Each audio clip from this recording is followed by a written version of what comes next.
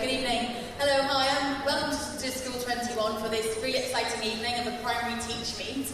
My name is Becky Earnshaw. I'm Director of Voice 21. I can see lots of familiar faces in the audience here, but for those of you who don't know, Voice 21 is the sister charity of School 21. We work with schools across the country to try and get talking in class and to look at ways in which you can support schools to bring in the Oracy techniques and the frameworks that were developed here at School 21. If you want to get involved, if you're interested in getting involved with us, you can become an Oracy leader, you can join one of our Oracy development programs, you could become a partner school, or just get involved in terms of sharing resources and coming along to our focus days. But I won't drone on about what we're all about, because that's not what we're here for this evening. Today is all about hearing from teachers about how they're using Oracy every day in their classrooms to make a difference to the students they teach. Presenting to you tonight will be all of the primary teachers at School 21, from reception to Year 4. This event is the culmination of their term professional development project. For some of these teachers, it was their first term here at School 21. And last year, we ran a similar event, and the teachers did a similar type project, and there was literally a handful of external guests here, 6 of them, to count them. And you can see tonight it's a very different prospect. So we're delighted that you've all come to join us, but it does make it quite a daunting prospect for the teachers that have signed up to do this, or actually, that have signed up to do it is quite the word, but volunteered to do it by their teachers. So hopefully you will be a very friendly audience. You look like a friendly bunch. But we also hope you'll be quite a communicative audience. We want you to share what's happening today in this room with the outside world. So any of you who are tweeters, please do share what's happening as we go through the evening. The Twitter hashtag is #TMSchool21, and we'll be trying to follow what you're saying. If you have any particular questions that you want to share or through the evening, please do that. So we are on quite a tight timetable this evening. We've got less time than Justin Greening was in number 10 on Monday to try and get through 17 presentations. So whilst there will be a short break, I think it's time we got going, and I'm going to call up our first presenter, stroke victim, Anna.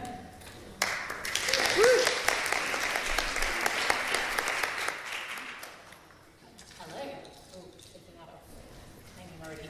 Hi, my name's Anna Kyrk. I am the assistant head, one of the assistant heads of primaries, as well as I also teach Year 7 this year, and I am a primary trainer and I taught everywhere throughout primary. And I also am responsible for curriculum. So my talk I've started with is about teacher talk, because I've taught, when I came here, I taught in a class that had grown up on this Oracy-rich diet, so they love to talk so much. And I know every teacher ever has always had that experience where the natural urge is to ask them to listen, ask them to stop talking, and maybe it's a struggle. So sometimes it's counterintuitive, but I've really been looking over the last few years about how you can change the balance between how much teachers talk versus how much children talk, especially in the input of your lessons, and kind of with that changing the attitude of the teacher being the holder of all the knowledge to empowering the children to be finders of knowledge, and doing that through talk. So, as I said at the start, when we start thinking about teacher talk, and I looked at teacher talk and memes, these are the ones that came up, which kind of punctuate the frustration. And this.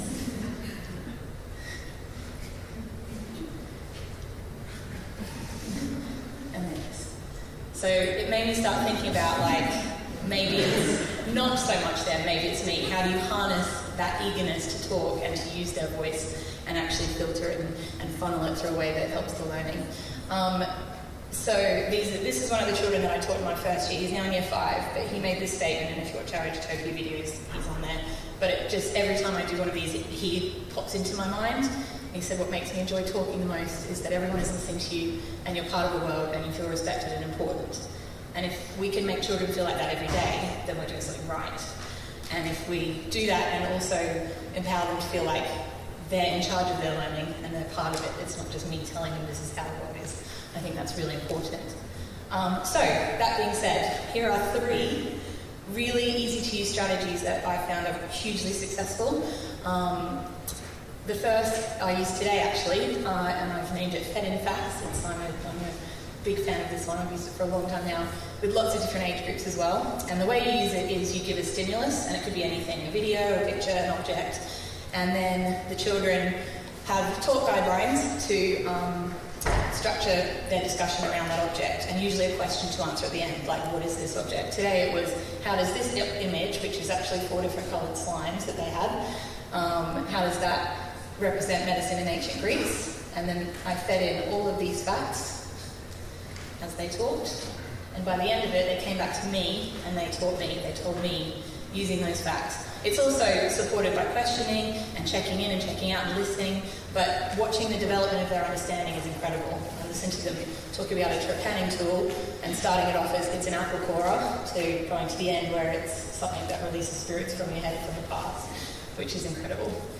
The second one is called What's the Story? Similar. It's just a whole lot of pictures. This is a Year 5 science lesson. And all of these pictures link together to talk about water pollution and how filtration can work. It was part of a bigger lesson. It was completely Oracy driven. And they had to kind of analyse each picture, negotiate their understanding between them, agree, and then tell the story back to me. And there was a summary bullseye with key vocabulary on it as well. There's people that have those, so you can see one in action in the slides, but to support the actual use of key vocabulary. And my last one is mapped concepts. This one, a colleague and I are working with in science, because it's specifically this year, and we're using it from Year 5, all the way up to GCSE lessons, where quite complex concepts are mapped out in like a story. So this one on your right is natural selection, and after seeing that picture, the children told me what natural selection was. All I did was have some keywords up, and I said, I want you to tell me about what mutation is, I want you to tell me about natural selection, I want you to tell me about what adaptation means, and they could do that by using that to support their understanding at the end.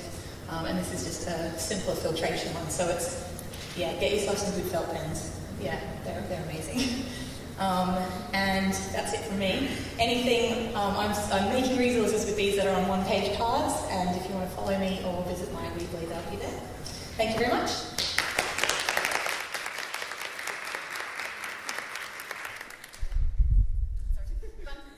Fantastic, thank you very much, Anna. There was a couple of things that Anna mentioned there as well, other resources that if you think, what's a summary bullseye, or where can I find out more about how I put together talk guidelines, if you go to the Voice 21 website, you can get all of the resources for free for there to download and use yourself.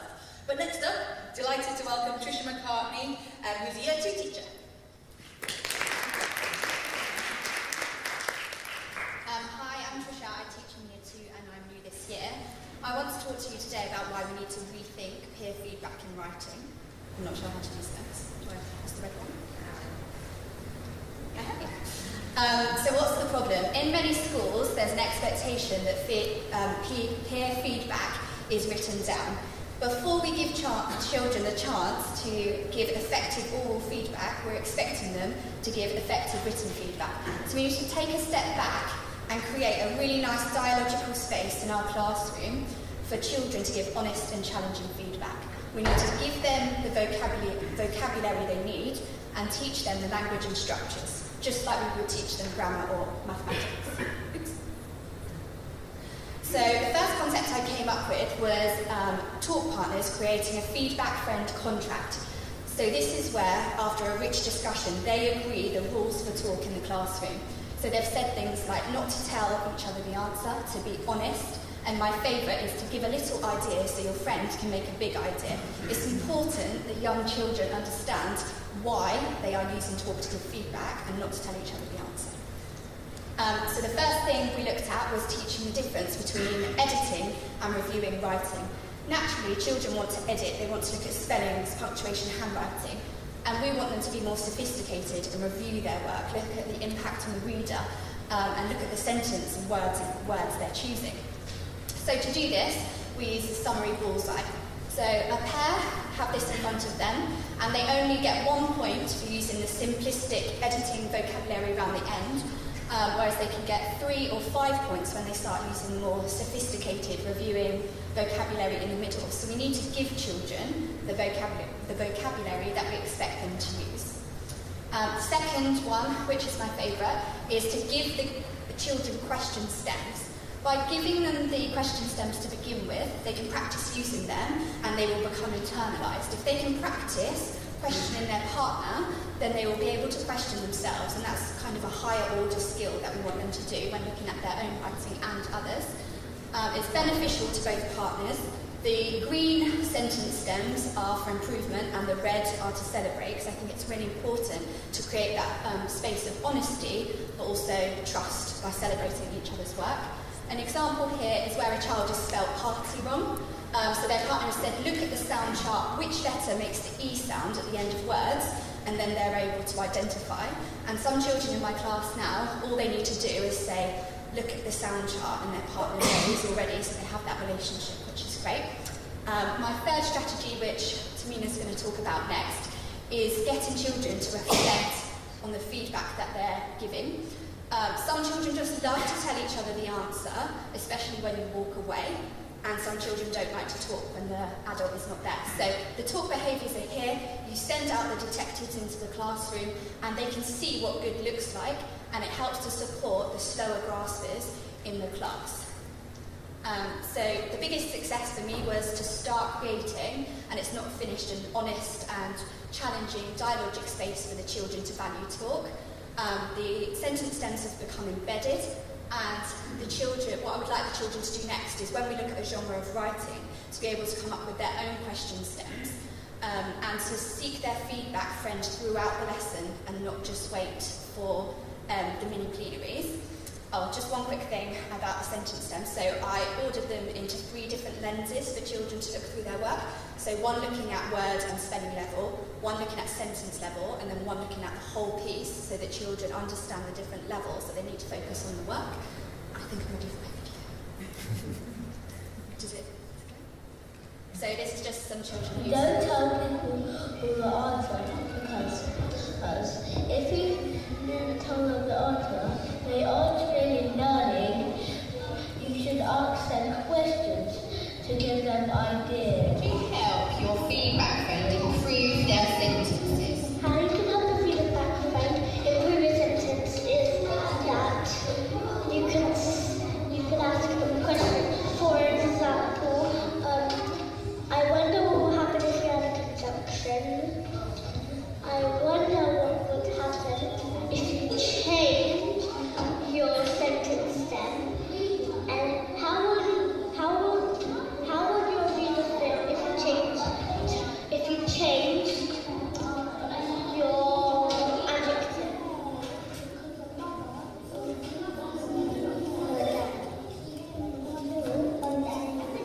So what would you ask him now to help him improve that word?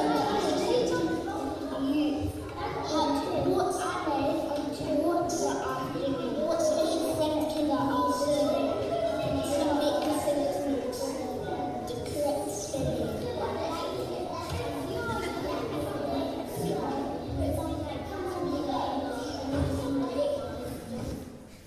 Thank you.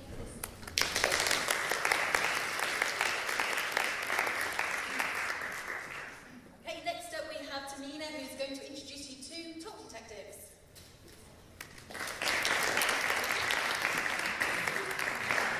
Hi there, my name's Tahmina. I've been this will be my 3rd year in School 21. So what I've been looking at in my class is how to get children talking about talk. So I'm a year 1 teacher, and I've been working with 5 and 6-year-olds. So you might be wondering, what are talk detectives? The talk detectives go around listening to children having discussions. They are silent observers, and then at the end of the discussion, they go around and give those children feedback. So we actually simplified the talk detectives in our class. So these are the things that we have been looking at. So giving eye contact, speaking in full sentences, contributing to the discussions, and building on. So these discussion guidelines can then be differentiated to challenge other children, and it can then be developed once all the children have met these targets. It's accessible for every child, and we make sure at least every child has a go each week. So we've done it in lots of different ways. We've done it in trios, small groups, as whole class, and in my class I've noticed it works best in small groups of 5, a group of 5 or 6. And the reason for this is because it allows the children to have a small group to focus on and give feedback.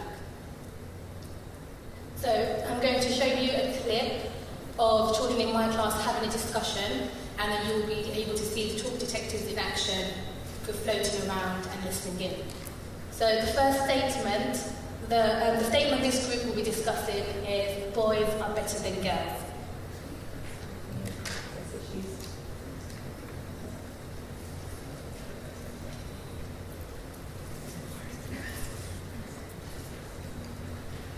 Okay, while we're waiting for the video to work, I can just talk about the results. So at the end of this, after using the talk detectives for my class, I have realised children are focused when talking. The talk detectives actually help them keep on task.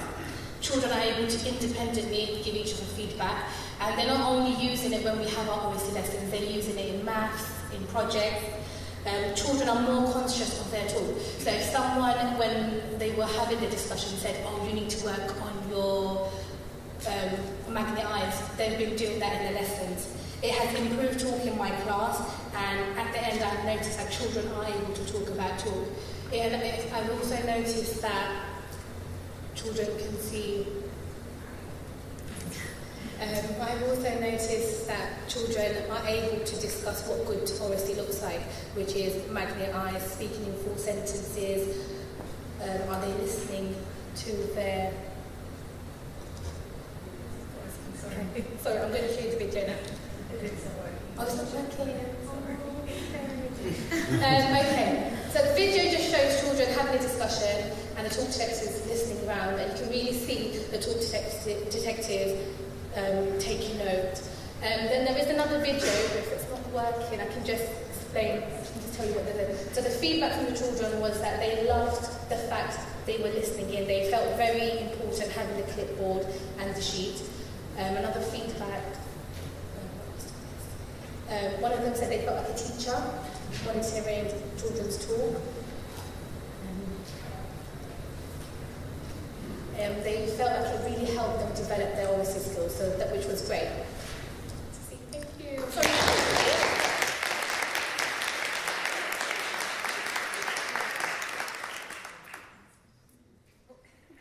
Well done. There's always technical difficulties, isn't there? It's always the scourge. If anybody wants to see talk detectives in action, they go on Twitter. There's a little video that was put together that takes you through the strategy. So unfortunately, you get to see the children actually doing it that we weren't able to see tonight. Next up, we have Amy. Brilliant, she's there, and who's going to talk about chair coaching.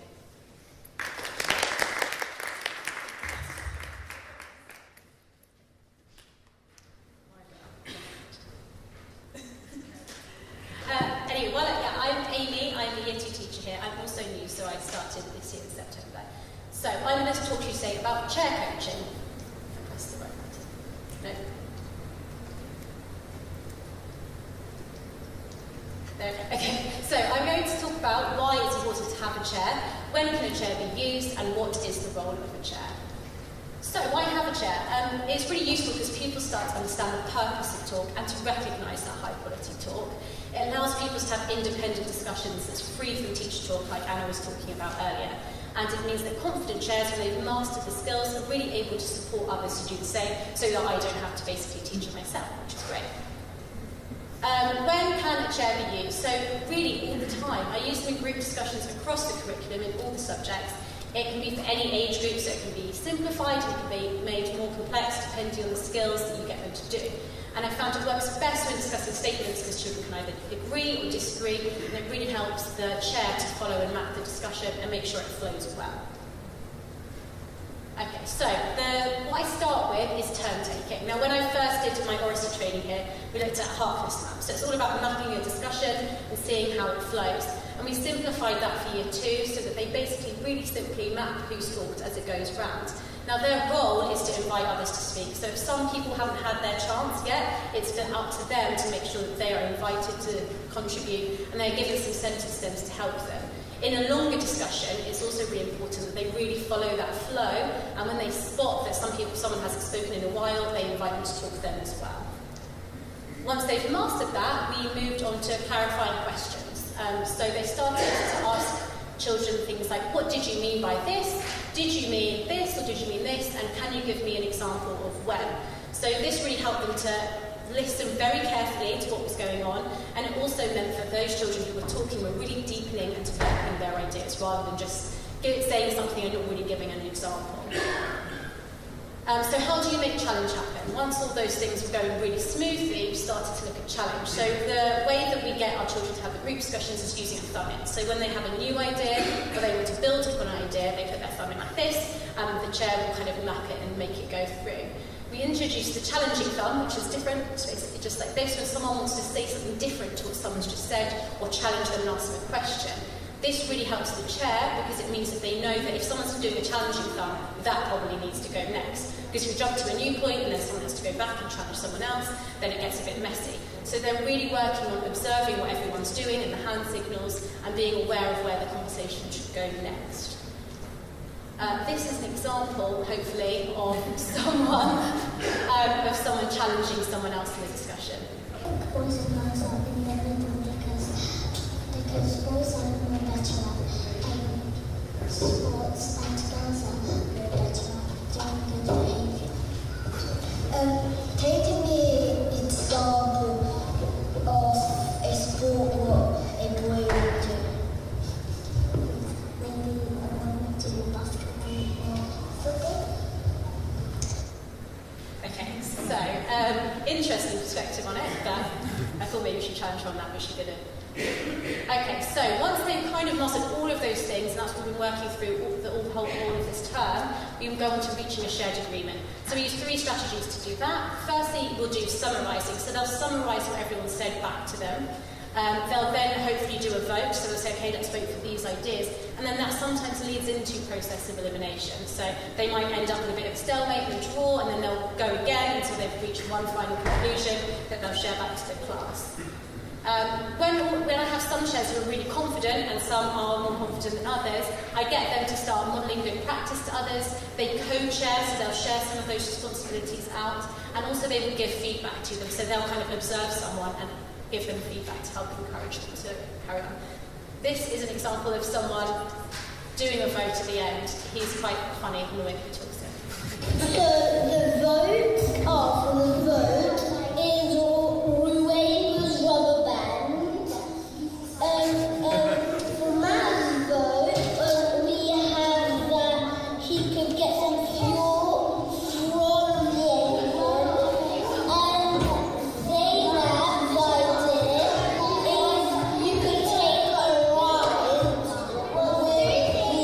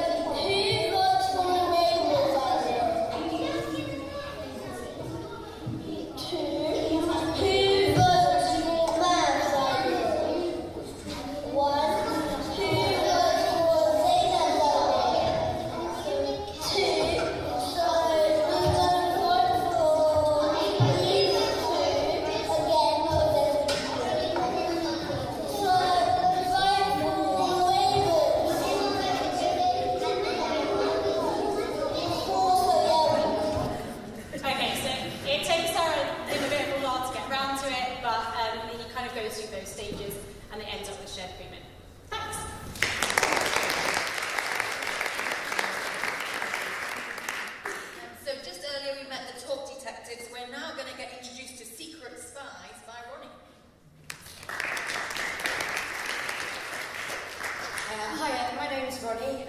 I'm Head of Early Years here at School 21. This is my 3rd year here, so really focused on trying to get talk into the youngest children that we have at School 21.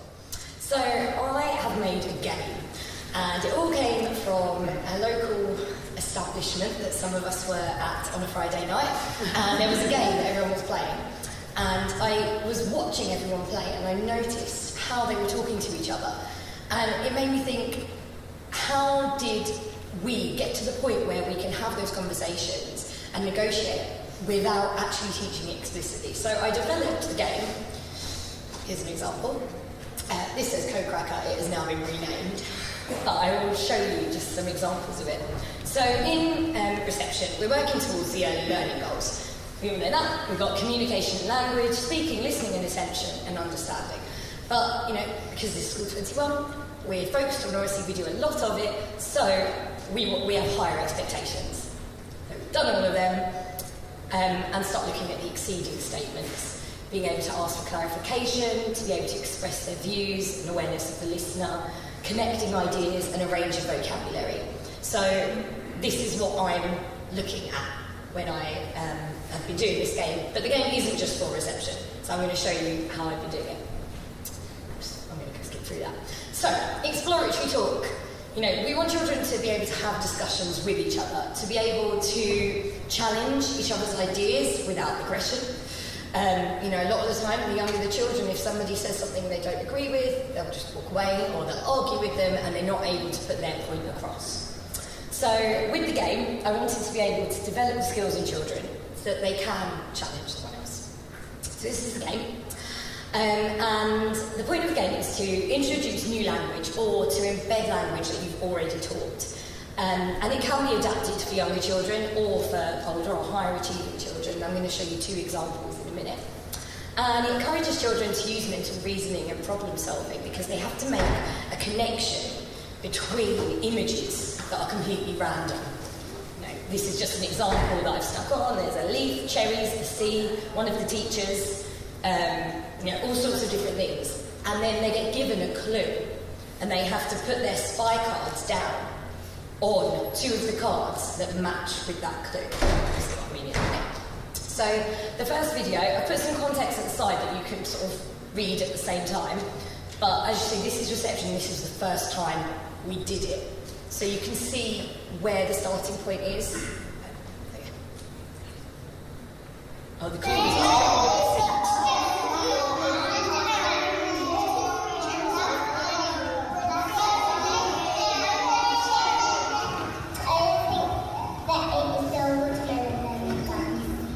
Why do you think that?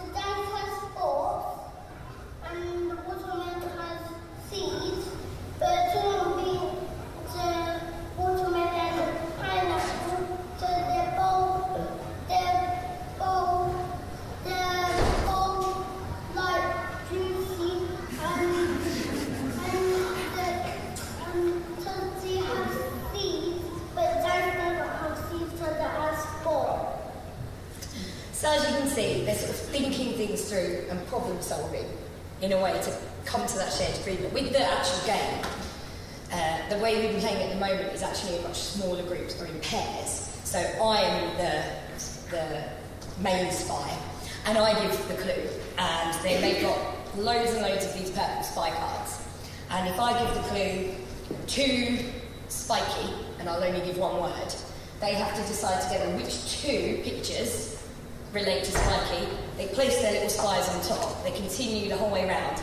And the aim is that they're trying not to press the red button, which is hidden with a code on here. So they don't know which card is the red button. The idea is that it wouldn't be led by an adult eventually. The idea is that they can give each other clues. And that's one of my next steps. But obviously, you've got to introduce it. You've got to get them comfortable doing it first.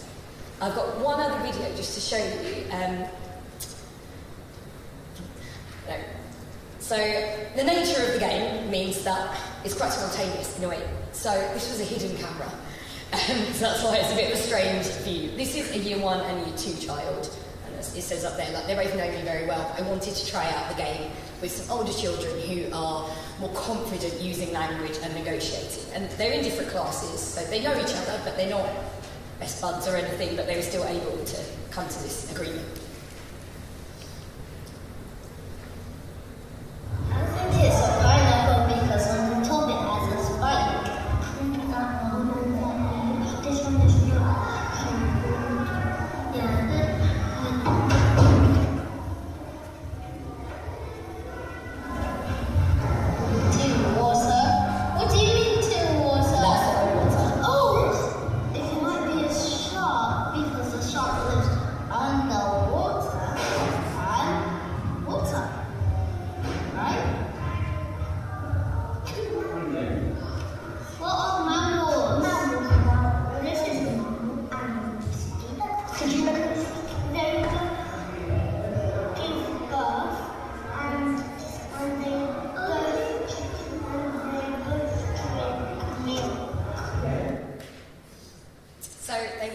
to teach each other, which was great, and help each other there.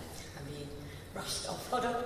So, the next step with that, what I'm doing within my class is identifying some key children, and then I'm going to track the progress, because really the whole point of this is to make them more confident to use negotiation and talk within play. So in terms of reception, that's the aim. But the actual game itself, I put together instructions and rules, and then I want the older children to be able to come and get the game and play the game just by themselves. So please keep an eye on my Twitter, which is on it somewhere. It's Roni16, and and I'll put more things on there. Thanks.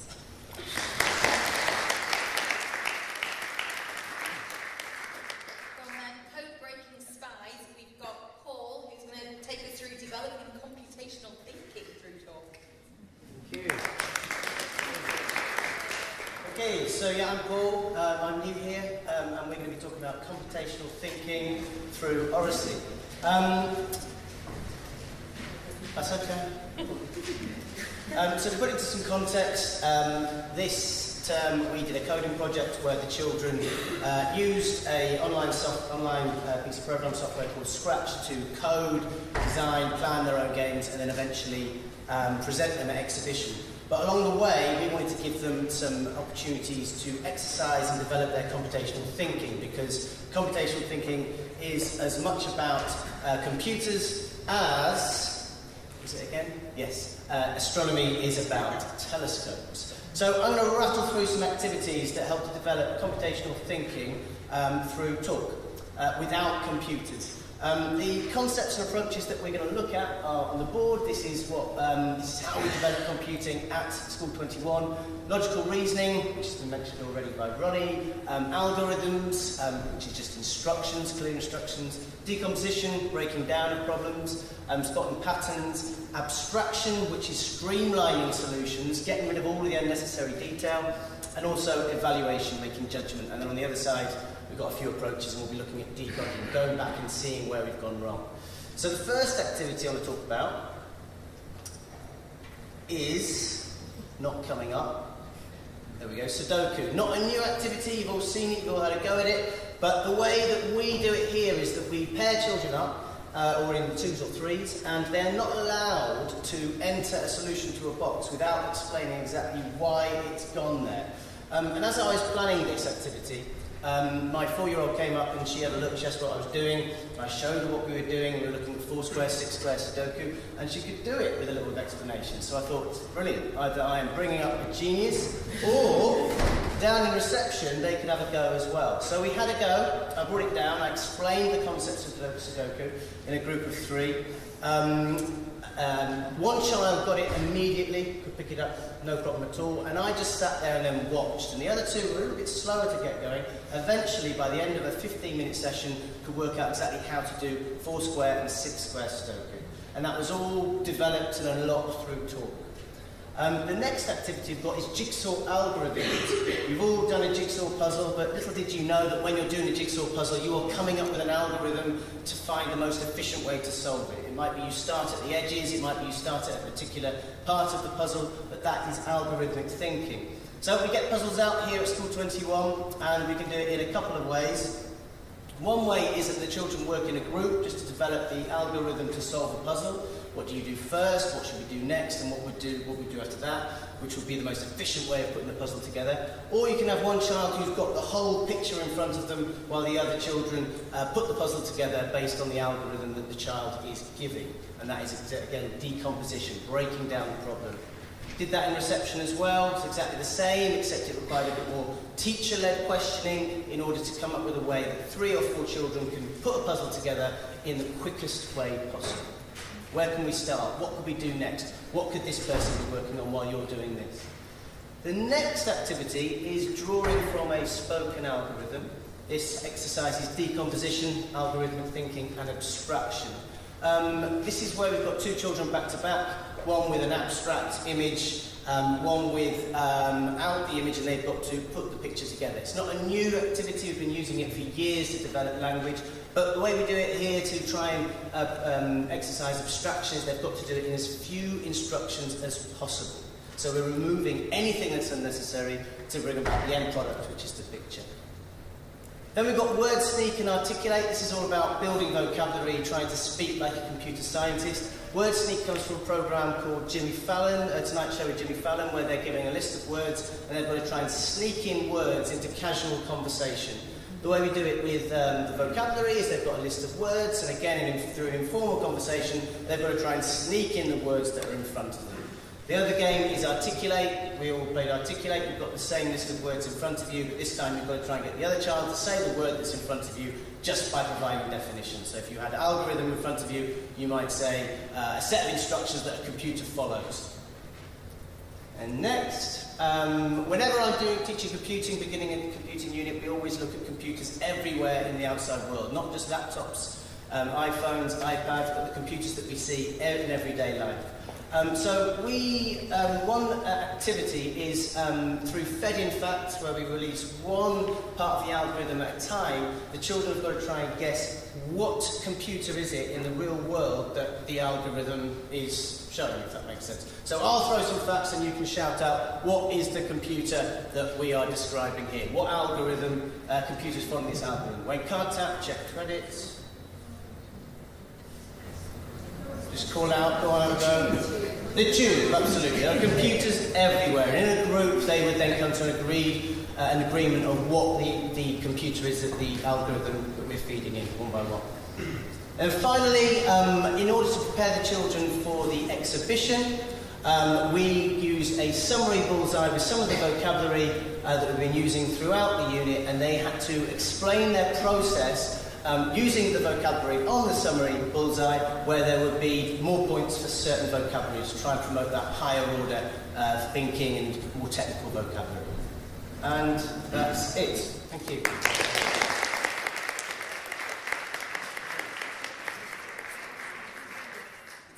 Moving on to Jessie from Year 3, who's going to talk about how you use Oracy to delegate roles in your classroom. Hello, I'm Jessie, I'm teaching in Year 3, and the next 3 presentations will be all from Year 3. The reason being that we worked together. We had a particular overall focus on Oracy for teamwork, and then we were looking at different aspects of that.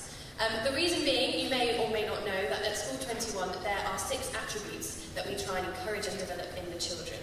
And as part of that, we take the opportunity of our project-based learning to explicitly teach those skills to hopefully encourage those attributes. And so the last 2 projects that we did in the autumn term, we felt that they really involved a lot of teamwork, and so we wanted to focus on teamwork, teaching those skills, which comes under the attribute of professionalism.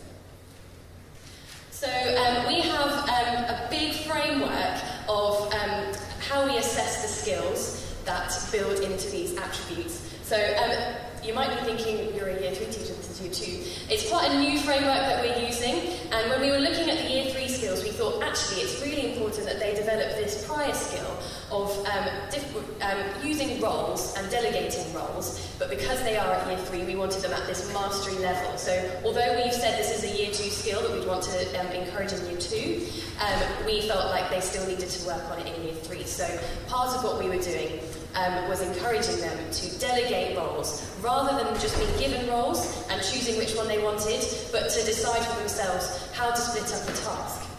So the mastery level for Year 2 professionalism skill is I organise a group so that each person has a role that they are happy with. And so this is how we did that.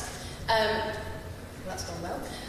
So we wanted to move away from, allocating roles to children and saying these are the different things you can do, you choose. We moved from that into modelling a scenario that they might come across, in which they would have to break a task into different roles and how they could choose who could do those different things. And then we allowed time at the beginning of our different projects, or different lessons of the project, to split a task up.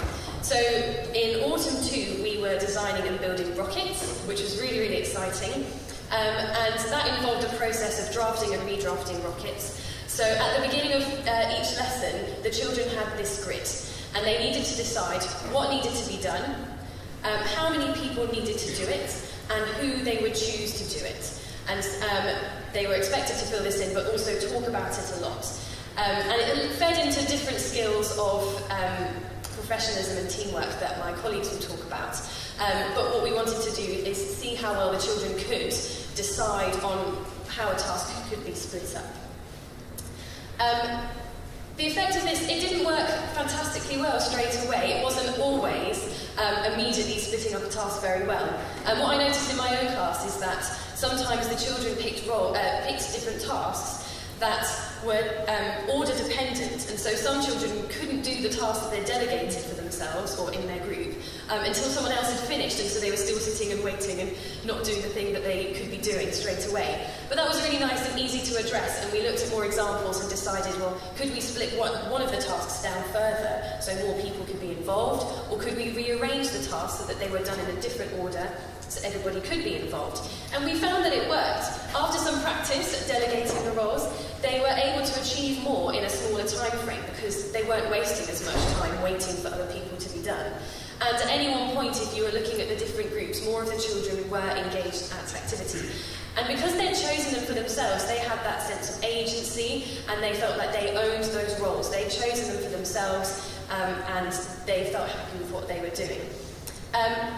This really works with the skill of compromising, which we were also working on. Where the children felt more able to compromise, they also felt more able to choose a role well, and they weren't arguing over who got to do what as much, but they could choose for themselves, and everyone felt happy with their role. So on that note, I'm going to end there, and my colleague is going to come and tell us more about compromise. Thank you.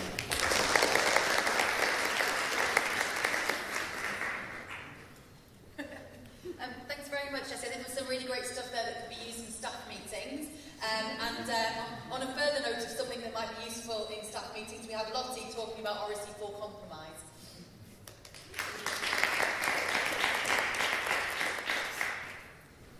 Okay, so I'll be talking about Oracy for compromise. Thank you for seamlessly passing over.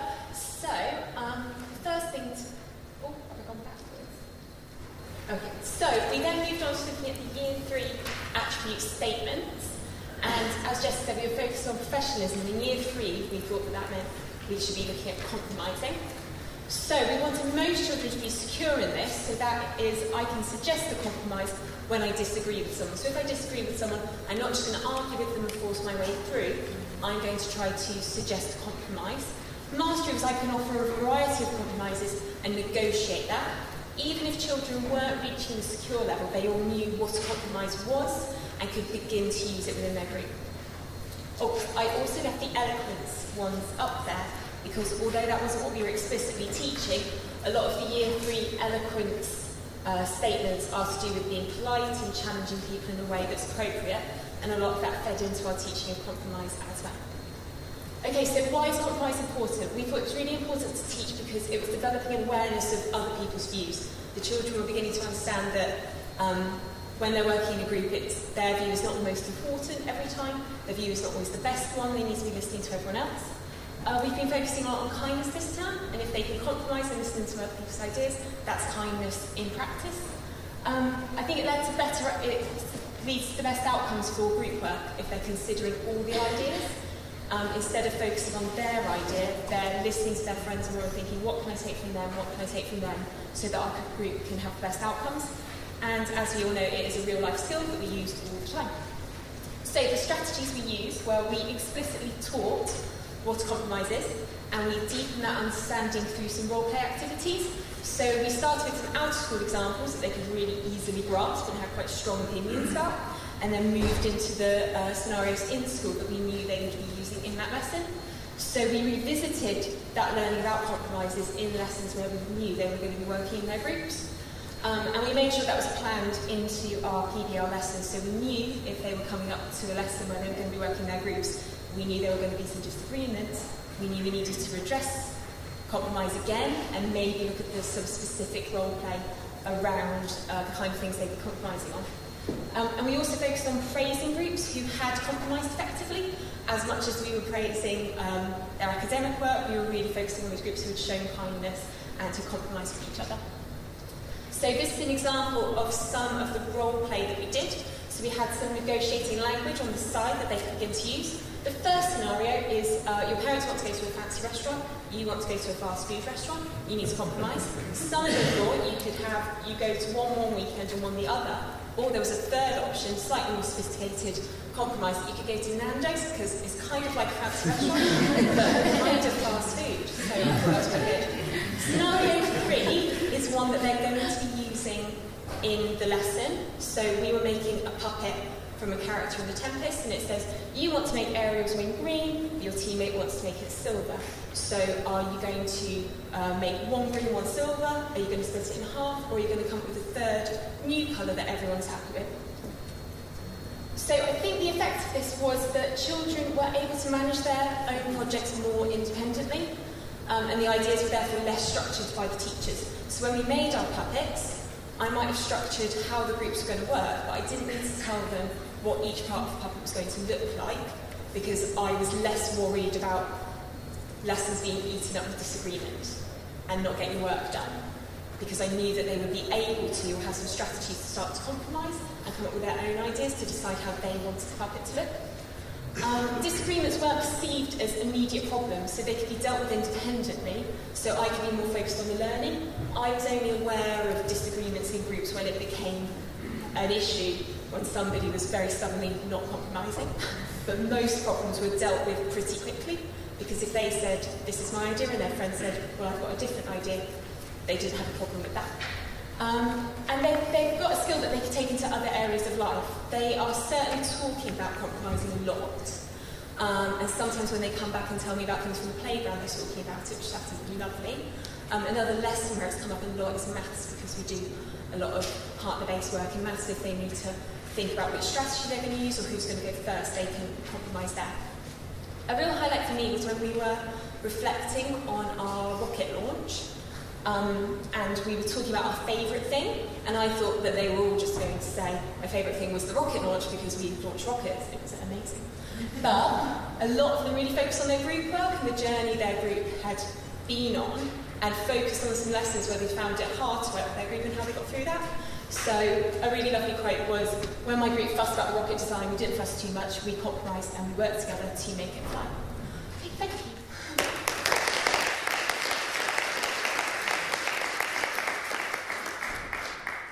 And then in the final part of the Year 3 terrific trio, we have Sinead.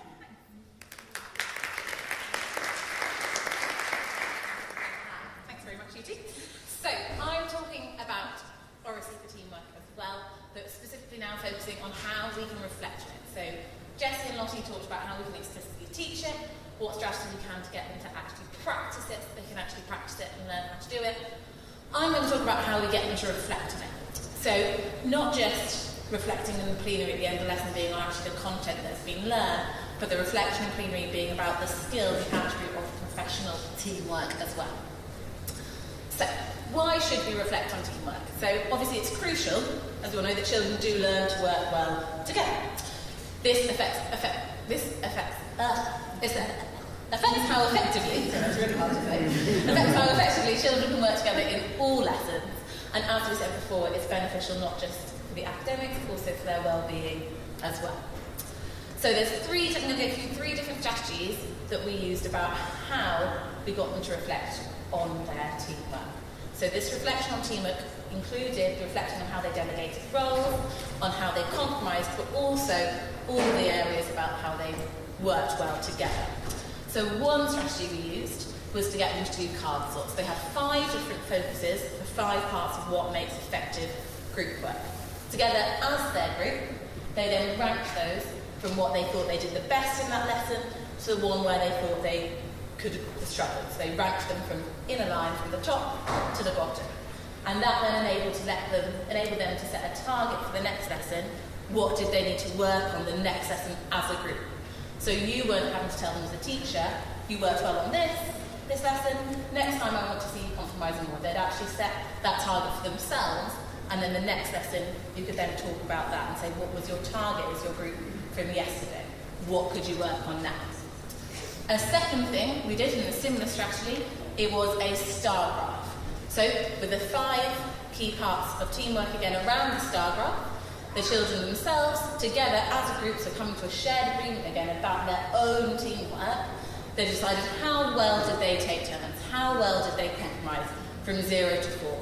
And they put a dot on it and then drew around it. This then could be done again the next lesson, and hopefully obviously what we see, and what we did see generally, is the stars growing and getting bigger as they get stronger at their teamwork. Again, being used to give them certain targets about what they need to work on the next lesson. A third and final thing we did was just a lot of recognition.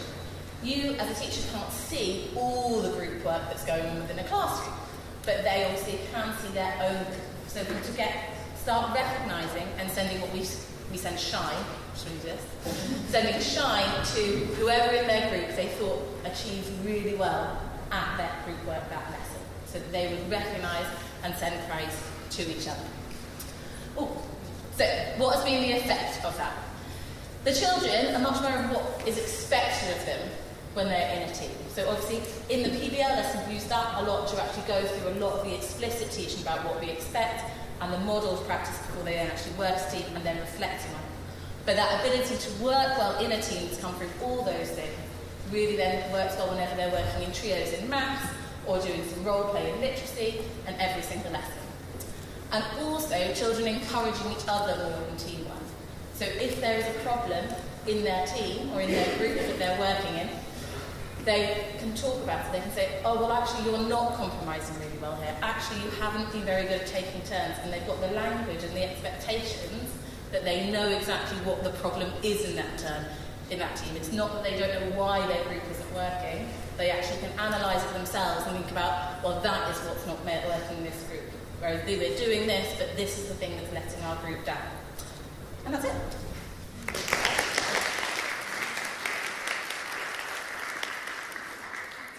On to our next round of presentations. I hope you have all had a chance to get a drink, etc. And we're heading straight into Oracy in its widest sense, and it's like, in a sense, thinking about not only how we use our voice to speak, but also how singing supports us. So I'll hand over now to Kate.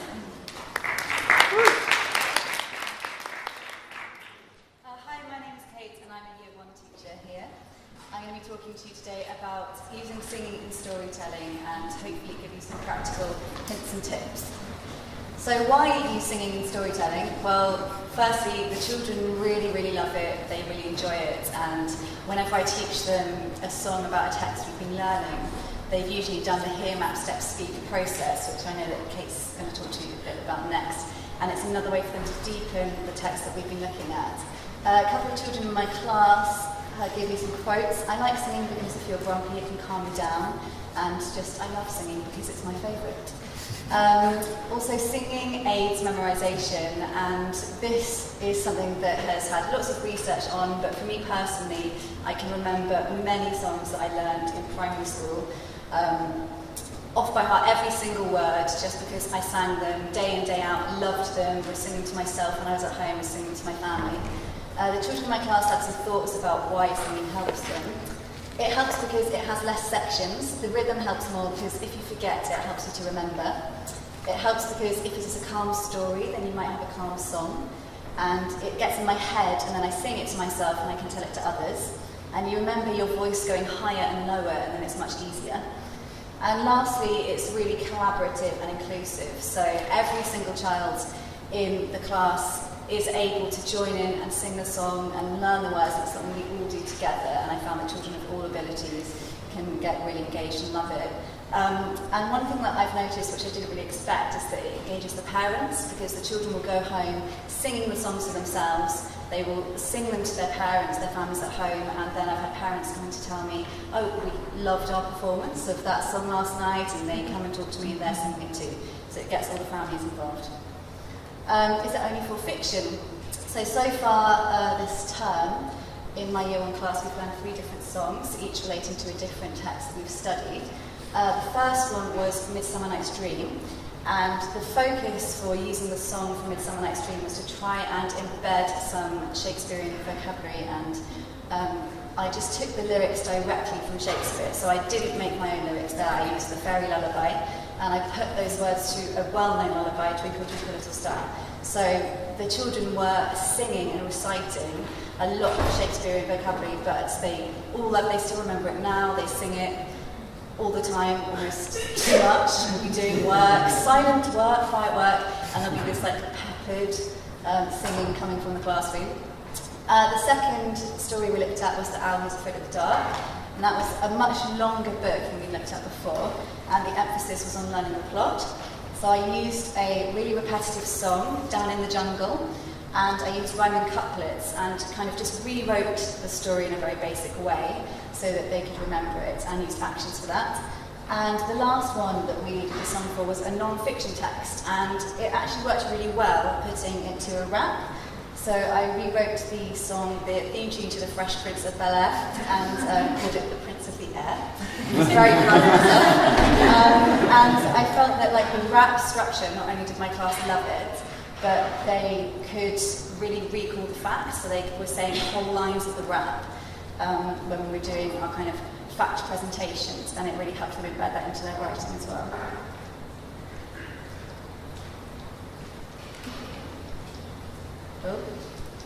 Okay, a few hints and tips. If you'd like to incorporate more music into your lessons and your storytelling specifically, I'd consider what is it that you're trying to reinforce. Do you want to reinforce specific vocabularies? Are you taking lyrics directly from the text and putting them to a well-known tune? Or do you want to reinforce the plot of the story or facts? In which case I would try and rewrite them with as many kind of easy rhymes as possible, because that really helps the children to remember them. Backing tracks really elevate the singing, and there's lots of these on YouTube. Add some actions and don't pick a song that you don't want to have in your head, or at least to finish, I've got a really short video of some children in my class singing The Prince of the Air. The dancing's a bit distracting.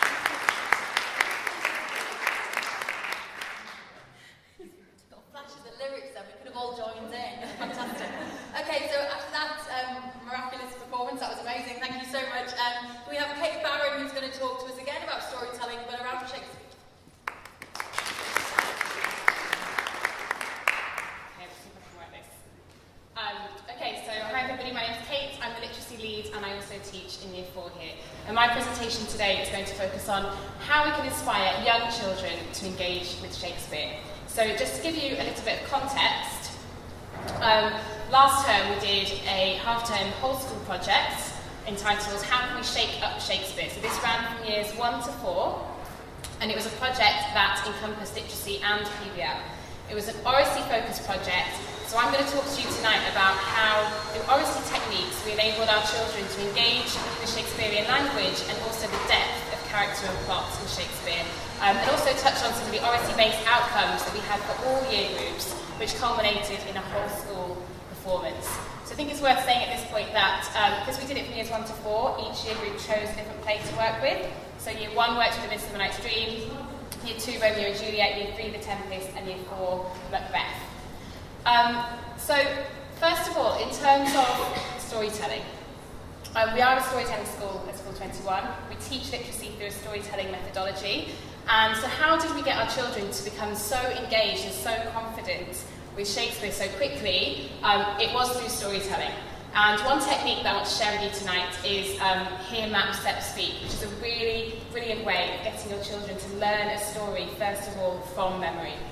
So the way this works, I wrote child-friendly oral storytelling versions of each of the plays, and the teachers learnt those stories from memory and told them to the children as storytellers themselves. So once the children have heard the story told by the teacher, we then map the story as a class. So you can see our class map for Macbeth here on the left-hand side. So we do that as a class, and then the children all do their own maps, and children then retell the story from their own maps in pairs. Children then step through the story physically. So that's a really important phase. So once they've visually mapped the story, physically stepping through it really helps them to internalise that story to memory. And then children speak through the story in groups. So one technique that works really well is called pass the mic, where children just have the microphone and they talk for as long as they can or want to, and then they pass it on. And the idea is that throughout the group, they've retold the story from beginning to end. That is a 1 or 2 lesson process, by the end of which all children are able to tell the story in terms of the basic elements of plot. It's really inclusive and really efficient, a really great way of telling the story, and it's really empowering for children. So just to show you a quick video, so I've got a child in Year 4 telling a section of Macbeth. Once in cold, breezy Scotland, there lived 2 brave warriors called Macbeth and Barron. Macbeth was the strongest and bravest warrior in the Scottish army, but his heart was hungry for power. That night, when they had a battle against Norway, they felt a cold, icy breeze, and then 3 witches came leaving and said, "Hello, double, toil and trouble, fire, burn and cauldron bubble." And then this is a Year 1 child telling a section from A Midsummer Night's Dream. The loud, awful noise woke Queen Katana sleeping nearby. She took one look at the creature's far from her ears and fell in love as the magic begun. "Peace, blossom, cobweb, what a mustard seed! Be kind to this gentleman, feed him with apricots on Jubilee," she cried. She sent her berries to bring her love, a feast of berries while they sat by the flowers, and she stroked his nose. How effective the Hear, Map, Set, Speak process is, and children are able to tell the story, even a child as young as 5, grappling with Shakespearean language and able to retell that in her own way. Next slide. So then, after we've told the story, children had a go at telling the story first off from memory. We then deepen the story. So the purpose of the deepening is to really expand the story in the imagination of the child and deepen their understanding of plot, character and setting, and also to really embed some of that language, especially that difficult Shakespearean language we want them to grapple with. And we did some really Oracy-rich focus deepening activities for this. So one of which is the story whoosh. So in a story whoosh, children are sitting in a circle, can be on the carpet or on chairs. The teacher is narrating the story but pulling children up to reenact the story as a whole class so that every child is involved, but also really importantly modelling that language all the time, and children are being given opportunities to do that and repeat the language. Another activity I did was articulate, so Paul's already talked about this, but again children having cards playing in groups with keywords that I wanted to embed from the play and also phrases as well. Another activity, we did lots of structured discussion, so you can see here we used cubes to help track different types of contributions, and this was a talking point of which is the biggest villains in the play, and we spent a good half an hour discussing that. And again, in your opinion, what's the most important word in Macbeth and why? And children, a few groups came to a consensus that prophecy was the most important word, because without prophecy, none of the rest of what happened in the play would have taken place. Some thought ambition was the most important word, some thought betrayal. But really interesting discussion. So through storytelling, through drama, through discussion, children were really engaged with Shakespeare and were able to then put together a really fantastic, confident performance at the end in the Union Chapel. And I'm going to play you just a quick snippet so you can see kind of 10 seconds from each year group. But children wrote all the content for this. So with all the Oracy rehearsal that they had, they were then able to do some fantastic writing, and then we focused on performance Oracy to get this outcome at the end.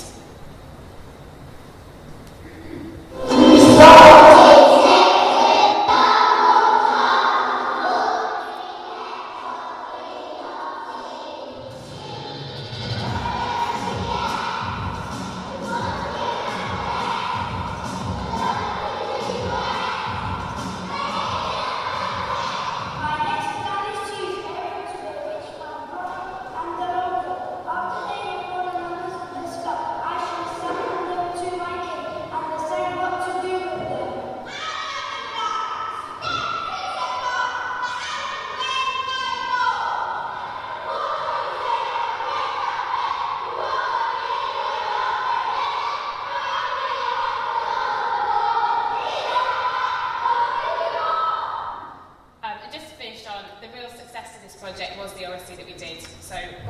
storytelling, drama and discussion.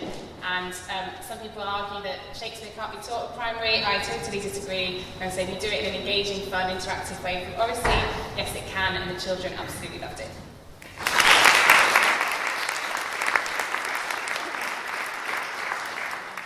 From Shakespeare to a very modern challenge, looking at fake news and playing the devil's advocate, we've got Simon from reception. Hi, I'm Simon, I'm a reception teacher and I'm also head of art in primary. I'm going to talk to you today about using fake news to basically cause outrage in children and provoke really rich oracy. So basically the main thing I really love about this technique is that you can write an article based on whatever topic you're writing about, learning about, and you can write in as much depth as you want to, which is appropriate for the child. So this requires for the teacher to think specifically about what outcome or overriding message they want the children to obtain, and to write the article with the intention of raising explicit questions and challenging certain views related to the learning experience. The aim is basically to ignite passion in the children so they can fiercely protect their own opinions and articulate their points of view. It encourages children to critically think about what they're reading, and provides a platform for open debate between the children and the teacher and between the children. And it also reminds them that they don't always have to agree with the media or even necessarily believe everything that they're being told.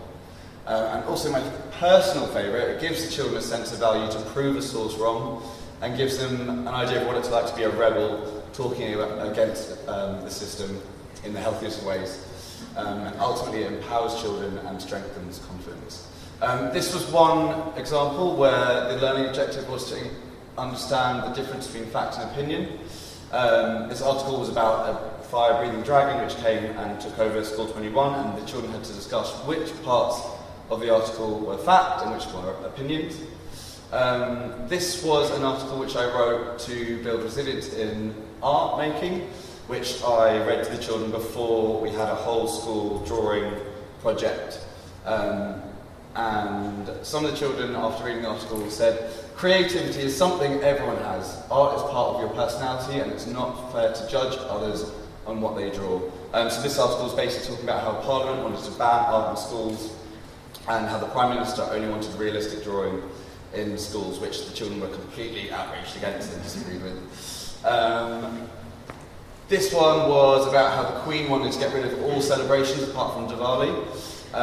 Which I read to my reception children, which caused a lot of chaos. The learning objective here was to understand the importance of cultural celebrations after we had spent a whole term talking about lots of different cultural celebrations. And then the last one, this was a bit more suitable for early years, was talking about how schools wanted to get rid of reading in reception because they thought it was too hard for children, and how they should just watch cartoons instead. Just got a quick video here for you after the children reading 2 of the articles. Yushi, what do you think? I think that you should read because children have to learn how to read. If we can read, we can do science too. Because if you let adults read to you for your whole life, you won't know how to read the other ones.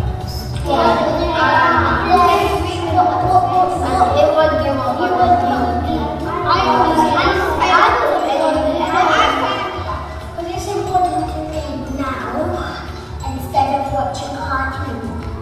Cartoons is that when you watch some things, and you have to read it with more interesting.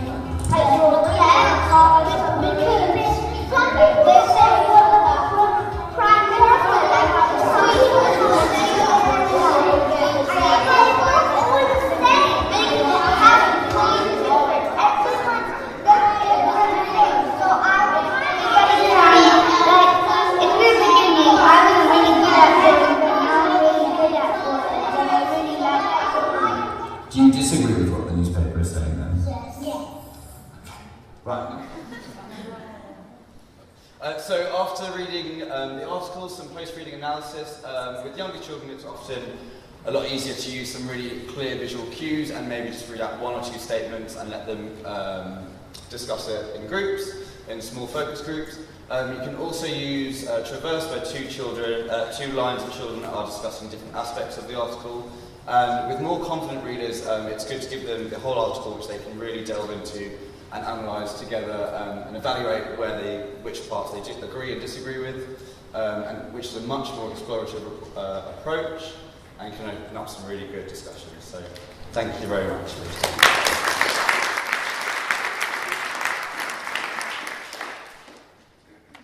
Thanks, Simon. I'm interested in how you ensure that they know what was fake when they leave and they don't go home and have a discussion with their parents about the Queen cancelling Christmas. Fantastic.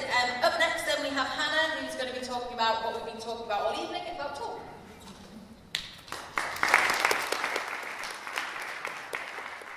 Okay, so I'm Hannah, as you know, and I teach across all our 3 Year 4 classes at the moment. So I think it's really important that after children have a conversation, they actually spend some time reflecting on the advantages and disadvantages of things that might have happened during that conversation. It keeps future conversations, it makes future conversations, become more purposeful. It reduces derailing, and actually something that I didn't expect was it really promotes kindness, because they are then empathising when they learn how to kind of reflect on what's been said and how things may have been said. I've started doing it in Year 4. I think it can be done in Year 3 as well, but of course if you have really eloquent Year 2s or Year 1s, then start it when you're confident. And it can be used across all subjects. It is not specific to one area of the curriculum. So, I'm just going to go through 3 ways of how I do it. My favourite way is after the conversation, the children draw a key point of the conversation. So one of the really good things about it is that they have to consider one other person during that conversation. So for this example here, we've got the child has written that they didn't actually know what to say, but they're really aware that actually during that conversation, another child looked like they were desperate to have a turn. One of the problems with it is it does take up time, because they have to have a few minutes after they've done the drawing to come together again as a group and to discuss why certain things happened in their conversation and how they can prevent that from happening again.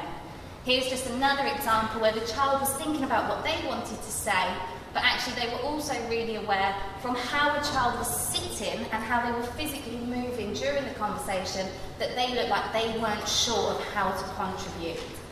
Another way, really simple, really quick, really visual, is using the cubes that you have in maths. You give different coloured cubes a different role.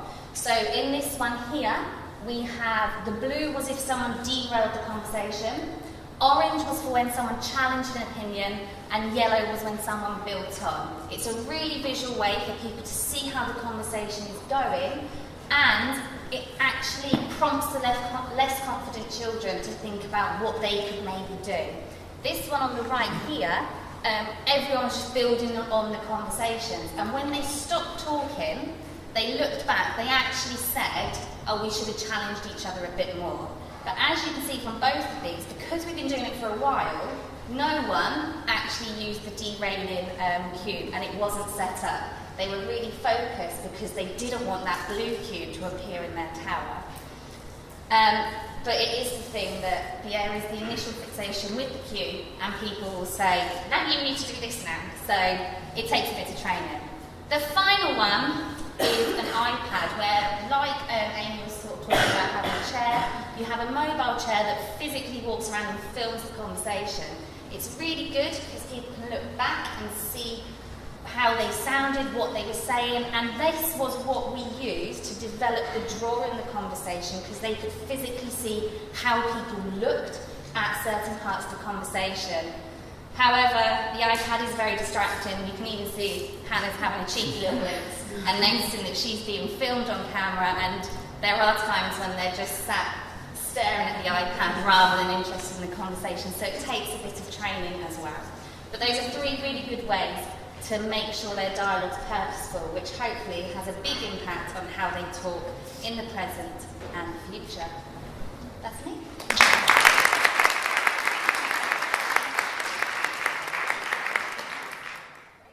And now it's on to Andrea asking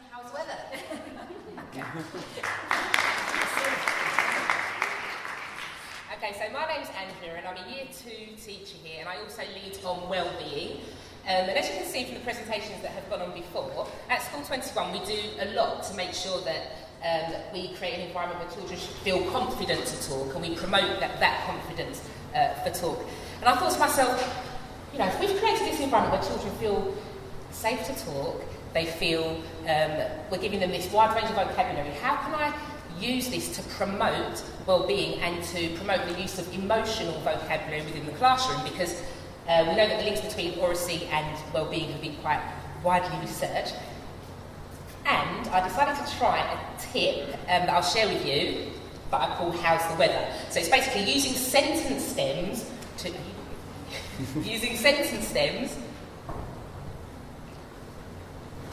related to the weather to talk about feelings and promote well-being.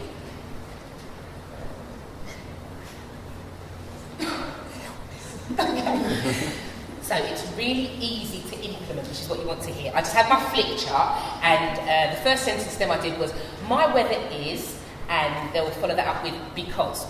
So we listed, you can't really see it there, but there are things like snowy, rainy, sunny, cloudy. It wasn't too important how the children interpreted those different types of weather. It was just important that they took the opportunity to share and talk about their feelings, to talk about how they felt in that moment, and to be able to say why. At the beginning, I know that some of the children did feel a little bit awkward doing that. It was almost like it was a strange thing. Oh, I don't really know how I feel right now. So just so you can experience that, I'm going to get you to do the same thing. So have a think about how you're feeling at this very moment. What type of weather best describes it? I'll go first. I'm feeling sunny and a little bit breezy because I'm really excited to be able to share this practice with you, but I am a little bit nervous about it. So just think now, how are you feeling? So the sentence stems there. My weather is because. I'll give you about 10 seconds to think, and then you're just going to share it with somebody beside you.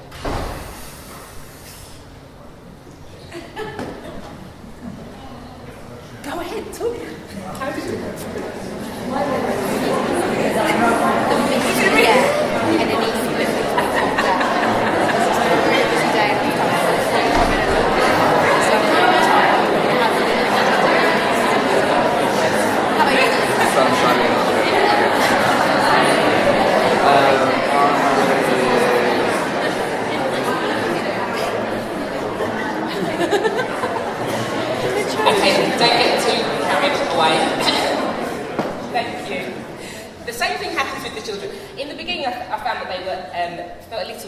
self-conscious about it, but with practice they became more relaxed, and they, found it very easy to talk about their feelings. And I'm sure I don't need to explain, what the benefits are of being able to talk very easily about your feelings to somebody else. Here's a quick clip of a girl in my class. Oh, thanks. My weather is sunny, but a little bit cloudy because this morning I had to wake up at 6 o'clock. And that's why I also feel sunny because I got to play with my friends. We played it. I finished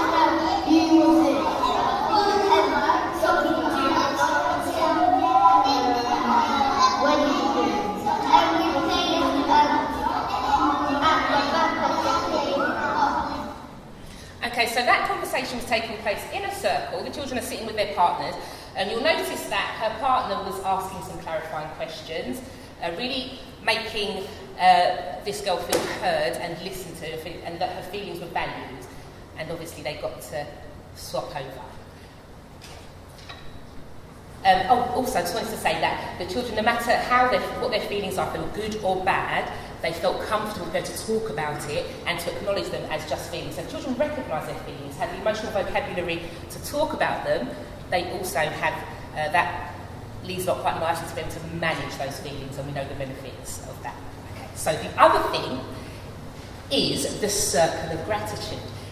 So we all sit in a circle, and I've got another sentence stem at the bottom there that says, I feel grateful because. But we've taken that one step further. What I've done with my class, we say, you know, even though this has happened, I still feel grateful because. And what I found the impact of that to be is it really promotes a growth mindset in the class. So the children are used to using that language, and even when things go wrong for them, something doesn't go their way, they're able to say, I feel grateful. Even though this has happened, I still feel grateful. And this is literally a 10-second clip of a boy in my class who really struggled with growth mindset. He sometimes, you know, he really finds it hard to see the positive things at times, and I thought we really made progress here, and here it is. I'm grateful because even though I'm always late for school, I drive in my new car. Thank you. And today at lunch I thought, let me speak to the children and find out what they like about it. Oh, my last slide. And those are just some of the things that the children said.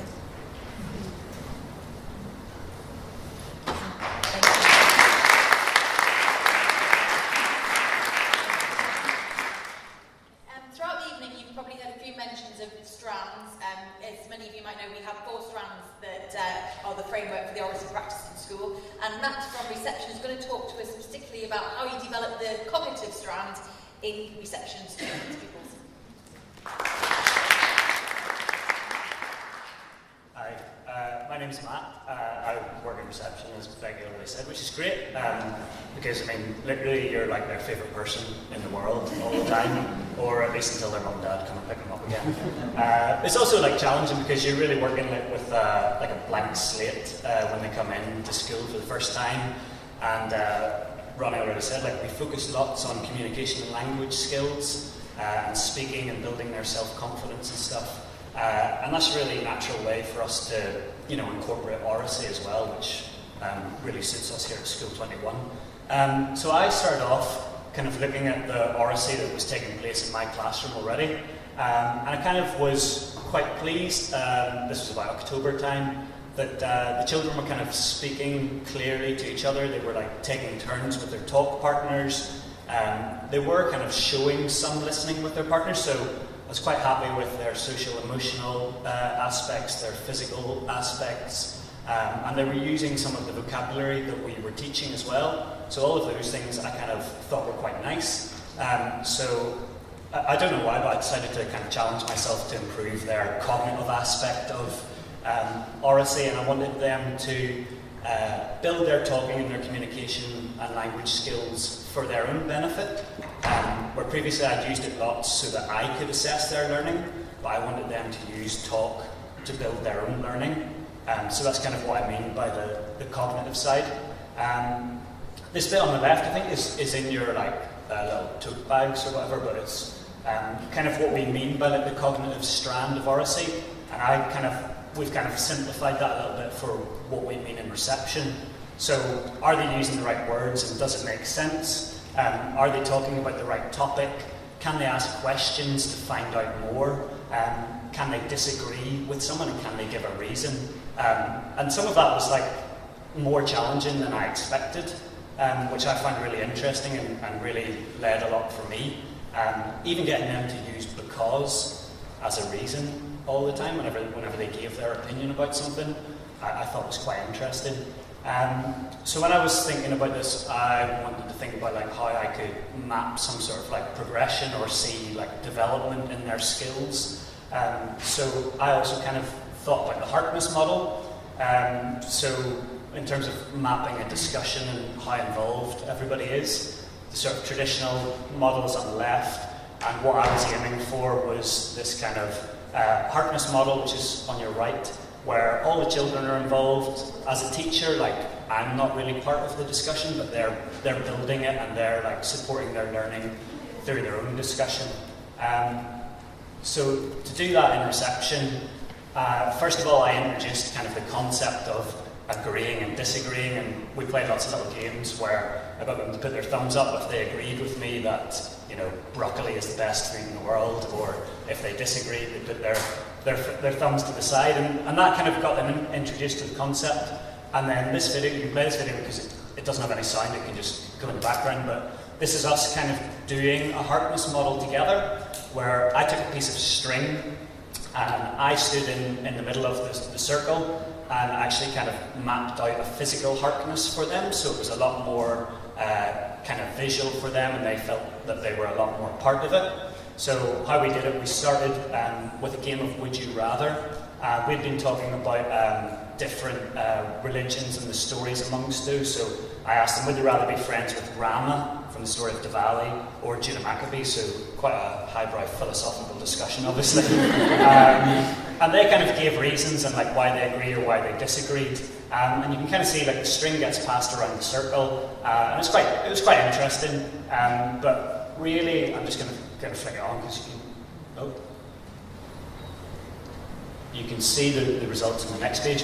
You can see like how it kind of spread out, and we did it a few times, and actually there was like lots of children taking part and taking turns, but it didn't really feel like a discussion to me, because really the children, I taught them, one person takes a turn and then we listen to everybody else. So you can see the string doesn't really like bounce back and forwards between them. It's very much like each one had a turn. So I kind of was a little bit, felt I had an extra challenge for that, so I kind of reflected on it. And these were kind of the next steps that I then decided to take, where they really needed to build on asking questions or like seeking more information from somebody else. I, as like the teacher, needed to model that discussion much more rather than like stepping out and like observing it.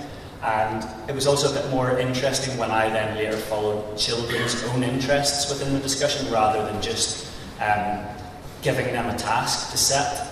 And I think it also started to become a lot more interesting when we worked towards more of a shared agreement. So those are some of the things that I've been working on. It's certainly not like a finished thing, but like reception, we're like building the basics for like everything further on. So that's it.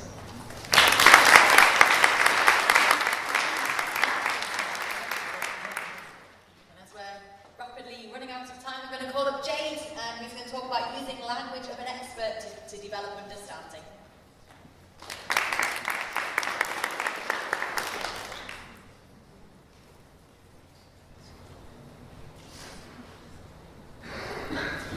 So I thought I'd start with who I am. Obviously, Becky's already said that I'm Jade. This is my 5th year here at School 21. I'm currently in year 4. I've led on maths for the last 2 years, and I'm now leading on a bit of behaviour, so that kind of gives you a bit of background. So I'm going to talk about talking as an expert, using language to develop understanding. And I thought I'd start with some things I've heard when people talk about using language and vocabulary with younger children especially. So they're only children, they don't really need to know that yet, or they're not ready for that complex language, they're not ready for those kind of harder words, that harder vocabulary, that kind of higher tier language. So actually, why don't we just dumb it down for them? Because later on we'll teach them what they actually need to know, and right now we just need them to kind of have a word to deal with it. To me, that's just excuses. And actually, this is kind of, hopefully by the end of this, will make you realise why it is important to use language correctly from the moment they step into our school. So I just picked some things that we talk about all the time in school, from simply making a sandwich, to talking about emotions, all the way through to kind of coding with Scratch, which Paul talked about earlier, and kind of talking about algebra and equations later on in school. And actually, if you think to yourself now, if you didn't have the technical vocabulary to talk about those things, how would you explain it to somebody? Would it be easy? Would it be difficult? And then take a second to think about what if you did have the technical vocabulary you needed to know to explain these things, and how much easier would that be? And you need to think, actually, that's what our children are doing every day. They are having to explain these things to us, to their peers all the time. And without that language, that's really difficult. So just kind of here at School 21, I sort of thought of things of how we get children to talk, and these were some of the roles. And when we start a project, we actually have a section on our project planning where we talk about what roles are our children going to take on during this project. And I thought about some of the things that we've done in projects before, and some of the things my children have already done since September, talking like a mathematician, talking like a performer. The reception a couple of years ago were talking like paleontologists. And actually, they need the language to be able to do that. And we talk to them in that way and say, actually, at the moment you are a scientist, you need to talk like a scientist. You're no longer just this child in year 4. You are the scientist. So that got me thinking that language is the key to everything we do. And these are kind of 3 things which I kind of first started talking about maths, but actually could be applied across the whole curriculum. And the first one is concrete pictorial abstract, which anyone who does maths mastery will recognise this kind of terminology. But it works across the curriculum. Why not do that in science? You could have a Bunsen burner, that's your concrete thing. Then you could draw it in a diagram, and then maybe actually that leads on to you doing a little symbol that creates that, and it allows them to think about how they can represent language and talk about language in a different way. And then it's about defining it, creating actions that go with it. Having synonyms, what other words could be the same as that? Or antonyms. If this is what it is, what isn't it? And that kind of deepens their understanding. And then moving on to that questioning. Why? Why did you use that word? Why didn't you use this word instead? And asking them, are they sure? And not just the traditional way of, are you sure because you're wrong?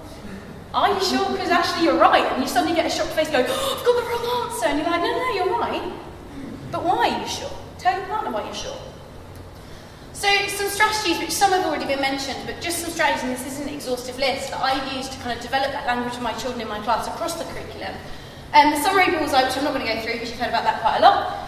Talking points, which were kind of mentioned in Hannah's, of having a controversial statement and allowing them to talk about it, but having word banks and things like that to create them as well. Concept cartoons, give them a question or a discussion point and then get them to argue or talk about why they think that's a good method or why it's not a good method or why that person's wrong. Is this possible? Works for maths but also works for other things. Show them something that actually doesn't work. Why? Why doesn't it work? Taboo, which is kind of that game with the squeaker used to play, where they have to say a word without saying that word and explain it to their partner. And 6 pictures, 1 word, which was very similar to kind of something we saw earlier, where you have, for new language that they're developing, pictures to describe and talk about, so they're already almost defining it before they even know the word. So I guess that leads me on to language of an expert. Children love to learn. They love going home and going, guess this great big word that I learned today. And they're already learning new language, so why not teach them the correct terminology the first time round? Don't waste your time having to reteach it later on. Teach it the first time round. And I actually wrote a little bit more about this in depth for maths, so if you're interested in finding out more, then please book.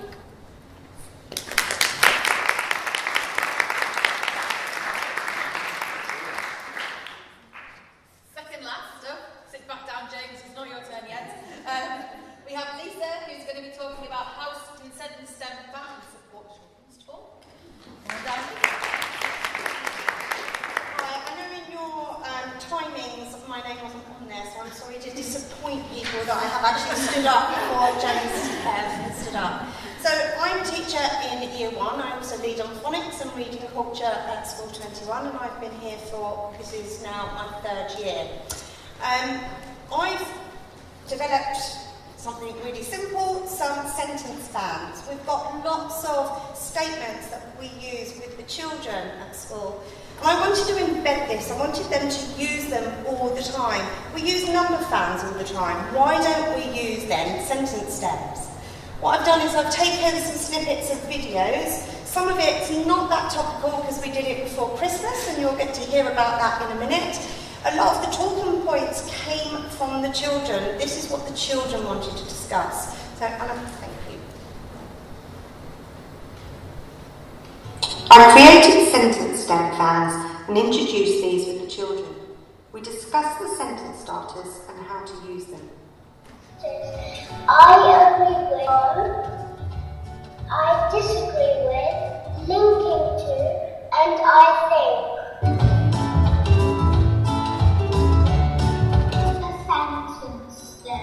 That would best suit your idea. We're going to talk about if Father Christmas is real or not.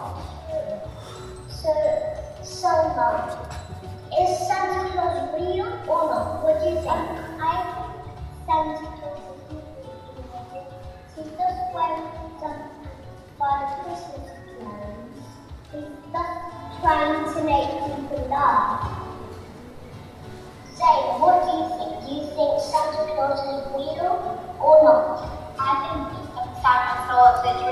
teacher, a man in a suit walked around saying, ho, ho, ho, Merry Christmas, and just pretending that he's giving presents to people, but actually who's giving you the presents is your mum and dad at the moment.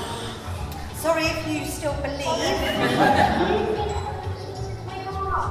He is real because who eats all the cookies and who drinks all the milk? And the shop doctors are hoping they buy you the presents, the mummy and daddy, and they're fast asleep already. I think Father Christmas is not real because it's just a man in a suit. He's just a person dressing up in this weird. He's determined that he's not saying Merry Christmas.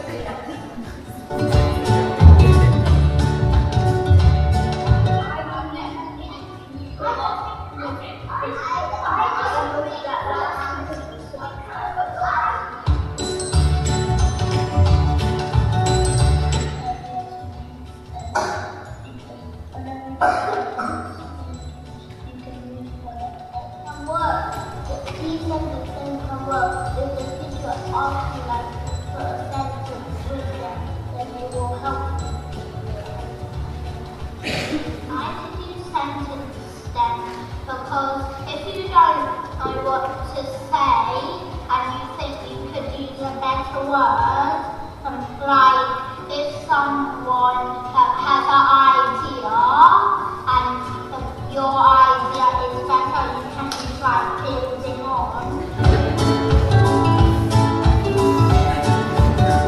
Boys don't cry. They're very good at that protocol of comes in protocol. I think they don't because my dad will cry. But I used to think that kind of stuff because boys are brave and they don't cry. But sometimes they do cry because when their mom and dad leaves them. I disagree because my dad cries when we go to the dentist.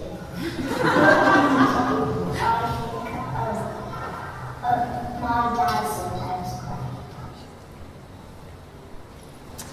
Okay, so a lot of fiddling went on with them, just like really introducing number fans to reception children. When you introduce number fans or any materials, children tend to fiddle a lot. And that's what we found out here. But as we've been practicing and practicing and practicing, using them again and again, the children actually aren't using them as much. And the children that are still reliant on them, the lower grasper children that still need that visual, still possibly need that prompt, then leave it on the table in front of them and they just look at them. So they're being used well. Thank you. Okay, and last but very much not least, we have James, who's going to talk to us about using kindness to encourage reluctant speakers, which I'm sure he's not, to talk.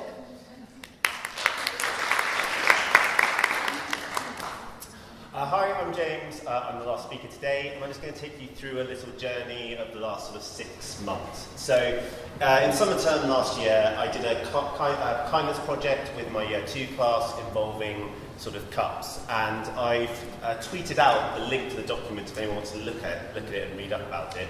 But that kind of started my journey about thinking about kindness in the classroom. And then at the end of the year, I was asked if I would like to teach Oracy in reception for 2 hours a week. My initial panic was pretty intense, but after a while I got quite excited about it. And as Matt said, teaching in reception is one of the great joys in life, having not done much of it before. Having 75 children saying goodbye to you every single day at the gate is genuinely a highlight. So, what happened is that there was a bit of trial and error early on, but actually I just thought I'd spend a bit of time talking about emotions and getting the children in reception to really sort of think about how they feel and how that links into kindness.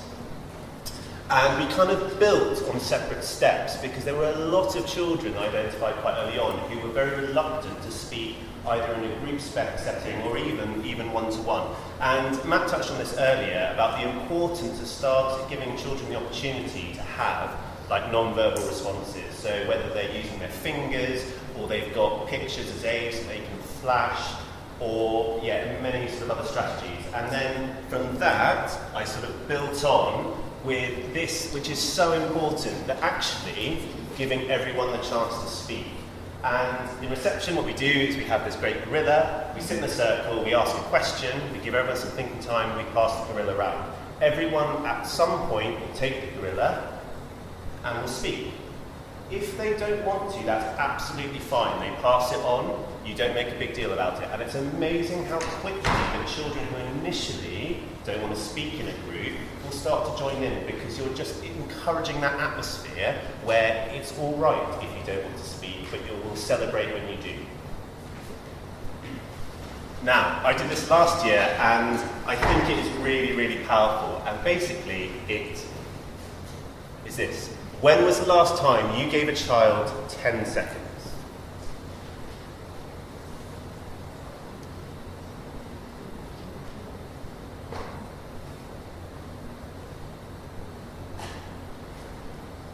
I feel very awkward, but hopefully it proved a point. When was the last time you gave a child that long to respond to a question? Most teachers don't. They give a child 2 seconds to think of a question, think of an answer, and expect an answer straight away. You will get a much richer answer if you give them that time. And it links in really nicely into reception, because you can see sometimes on their face they're really thinking through their answers, and actually having that silence is okay. And I also noticed that Andy gave you all 10 seconds earlier, as I mentioned last year in the Teach Me. So, again, sometimes talking in a massive group, a big group of sort of 25, 30 children can be really daunting. So, again, if you children who might be reluctant, you give them a chance to talk to a partner or an adult to practice their answer, and then give them the opportunity to talk in the group. It means that it takes away a little bit of the fear, and they don't feel like they have to be put on the spot. And one of my sort of favourite talk protocols is think, pair, share. And it's a very sort of simple way of basically not just doing talk partners, but building on that. And you start off by doing a comparison.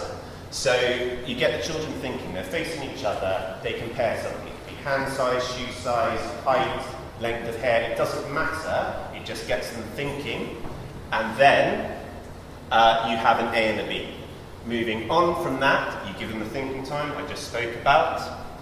And then partner A shares and B listens. This stops a single child dominating in a talk pair, because they are given the role to make sure they are listening. You then swap over, or they can agree or disagree.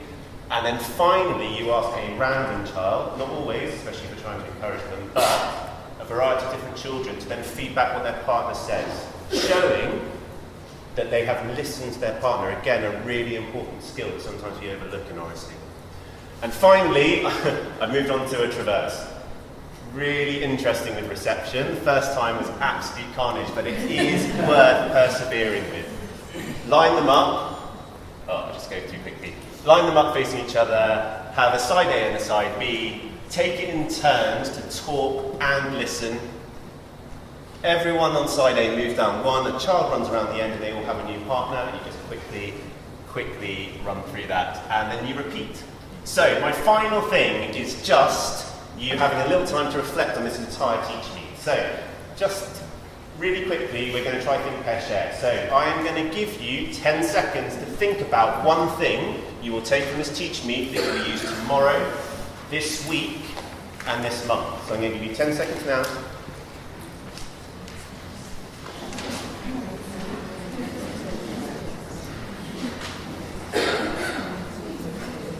See, now, if you were in my class, I would have stopped you because that was thinking time, but we'll run at one time. Right, quickly, turn to your partner. I would like you to compare hand size. That person who has the bigger hand is going to go first while the other person listens. You go swap over and then feedback. Off you go, I'm going to finish with that.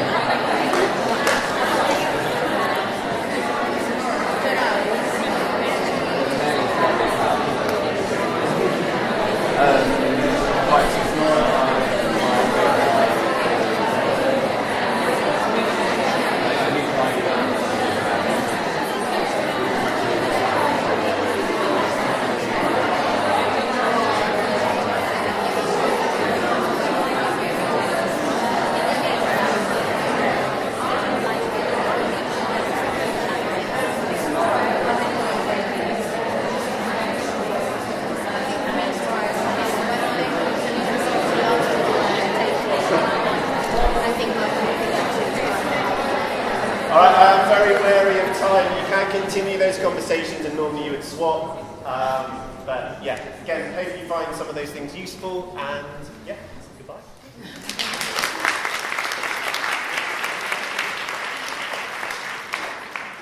Right, before everyone goes, I'm Peter Hyman, one of the founders of the school. Can I just thank everyone, first of all, for coming? It was wonderful seeing you all here today. Amazing display of solidarity with Oracy across the country, and a lot of you have come quite a distance, so thank you very much for that. And the main thank you as well are to the teachers here in primary, who have been absolutely amazing. I'm sure you'll all agree. There's so many layers to this. You can see today the patchwork of Oracy and how it works at different ages, in different ways, and covers different subjects and well-being and storytelling. I've been blown away by it. I think there's a real depth of thought here, and a real, it feels to me like the centrepiece of it, teaching and learning strategy. It's not, it seems to be at the absolute heart of that, and so I'm sure there's much for you to take away. My year 9s are going to have, I don't think it just applies to primary, are going to be subjected to lots of this in the best possible way over the coming weeks. So well done to you. Big round of applause again for the primary.